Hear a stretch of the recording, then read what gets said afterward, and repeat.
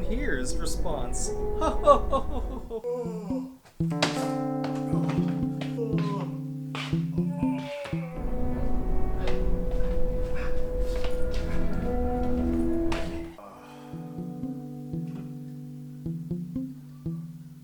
What?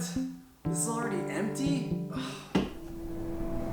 This is just water. It's not tea. I don't need caffeine. Ah, my stash. Now I can work out. Ah! Who got into my stash? I bet it was that new hotshot intern, Derek. Derek Dinkelberg. Whoop! Hi everyone, it's Hero. I think it's fair that a good plenty of us can scoff at the productivity self-help memes, but stick with me on this episode of things that made me a better person. In 2009, we had our literal dream girl, brought to life by Taylor Swift, in her music video You Belong With Me. Meanwhile, I was stuck in either a state of exhaustion from my workload or the insanity of World of Warcraft marathon game sessions. On the very rare occasions that I escaped the grip of Azeroth, playing as my level 62 Tauren Hunter, May your blades never dull. my older sister took me out to see a very timely movie titled 500 Days of Summer. It was at this point, Hero reminisces about a pivotal time when he overanalyzed and vicariously found closure from the heartbreak he felt from losing ground with the Great White Buffalo. This movie follows the characters Tom Hansen, played by Joseph Gordon-Levitt, opposite of Summer Finn, played by Zooey Deschanel. That is a mix of the timeline hopping from Eternal Sunshine of a Spotless Mind meets the Disney film Inside Out, where a lot of the internal conflict gets screen time, all gift wrapped in an indie, quirky, relatable, sepia tone presentation. Seeing as many potential relationships may be found stagnant in the odd times we're in, I'm sure others may want to seek closure and relief from the uncertain feelings. Which brings me to recall how the character Tom Hansen finds a resolution.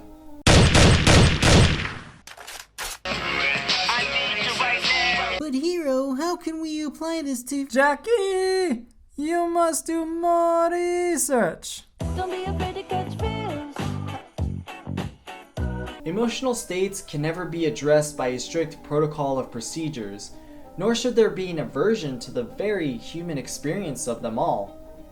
This might be more of a personal philosophy rather than hardback psychology, but in my experience, the film had it right in how it takes going through the difficult, irrational mental states in order to cope with social strife and thus grow to be a better person. Close friends and family play a role in establishing rules to play by in how they shape our sense of understanding budding relationships. Sometimes the numbers don't add up, and the relationship falters or disintegrates, at which point even the support system essentially uses the emoticon shrug. That very same shrug state rang true back then in 2009, and from April to the present to more severity in coping with social distancing. I started getting tired of being tired, so I wanted to test how effective finally doing the things that I said I was going to do would be. I hated how things around me didn't make me happy, so I decided to invest in creating an opportunity for tangible optimism. Some advice via witty banter from Matt, Pat, and Stephanie on GT Live was to secure bare essential creature comforts like a table, a couch, and a bed when sharing about their own humble beginnings when starting out. Soon enough, my checklist started getting addressed. Painting walls, making more effective workspace, rebuilding something broken and giving it another chance to be useful again.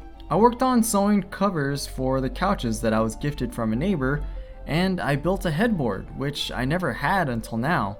It seems so cliche to refer to a film's montage, but somehow the little actions to make change physically made a change internally. What was once sad and listless has grown complex, with a growing desire to do something different in order to feel different. Have you heard of the saying, you'll know it when you see it? In regards to desire, Treat yourself. is probably what you're thinking, and all I can say is thank goodness for a decent return policy because retail therapy is dangerous. What were some of your remedies when dealing with times when you're feeling down? Is it your favorite food, listening to music, doing a new activity, or buying something for yourself or others?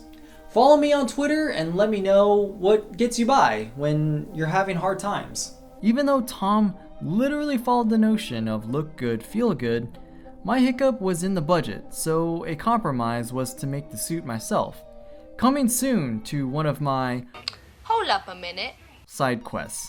When addressing self-recovery, it's important to do what you can in manageable increments. So I wanted to share a simple but effective snack that helped me get by when I can't afford my favorite name brand treat. Itadakimasu! 2 pieces of toast, spread with chunky peanut butter. Flax seeds, if you guys didn't know, is a good source of protein, omega-3 fatty acids, and also fiber.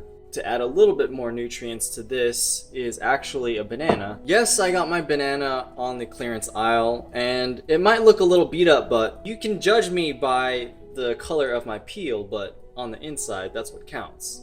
If you follow me on Instagram, you may notice on my posts and stories that I'm actually practicing Japanese, so I wanted to implement these into the videos, so if I'm doing it wrong, you guys can correct me in the comments below, or if I'm sharing it right, we both can learn. So, in asking for a glass of milk, it might sound like this. Gurasu no gyunyu kudasai. Once again, if I'm doing it wrong, correct me in the comments. I'd really appreciate it because I want to learn proper Japanese. Gurasu no gyunyu kudasai. This film washed a ton of emotions over me back in 2009, coming off the heels of a love that never had a chance to grow. After watching it dozens of times, it became my favorite film that communicated how I felt through the highs, lows, and the fallout of pursuing romantic relationships, and I wholeheartedly feel like it holds up even 11 years later. Joseph Gordon-Levitt reiterates the message when he posted about it on his Instagram. Ultimately, shining a light on how rose-colored glasses of expectation can skew the reality of what's really happening. Just like it's important to have consent for a physical connection, so is the transparency for where each party stands through communication before assumptions are made. I'm still big dumb when it comes to the experience variable, but through media, I try to extract the good, and so 500 Days of Summer made me a better person. If you guys are interested in following along on my journey to be an overall better person, improving on physical state, mental, and creating new things that helps other people, make sure to subscribe to this channel and follow me on my socials of Instagram, Twitter to get a full engagement and maybe help me out in future videos with ideas of things that you think I can improve on or things that I can try. I'm the Abandoned Hero. Make sure to explore your true potential and be the hero of your own story.